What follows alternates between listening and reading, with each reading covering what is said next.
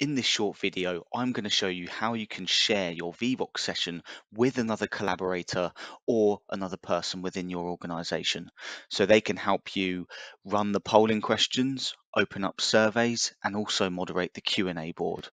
Once you're logged into your Vevox dashboard, all you need to do is create a new session and then head over to the settings on the left-hand side.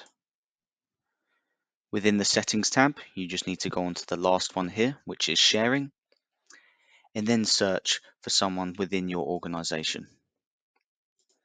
Just note that they will already need to have their Vevox account set up for them to appear within this list, and you'll either need to be part of a pro plan or an enterprise or institution plan within Vevox to be able to share sessions with another colleague. Once you press save, that person will now be able to see your Vevox session within their dashboard, and you will both also receive an email notification to show that this has happened.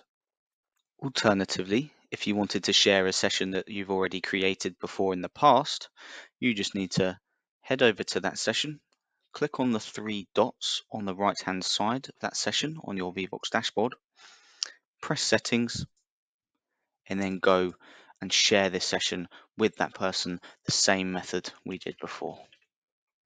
It's great to have one of your colleagues as a co-host on your Vevox session as a backup in case you need them to do anything on your behalf. Also, it's really nice to have an extra pair of hands to help you with those polling questions, opening and closing them, moderating and managing the Q&A board, and also opening and closing those surveys that you have ready. So that's it from me. Hope this was a really useful video, and we'll see you on the next tips video.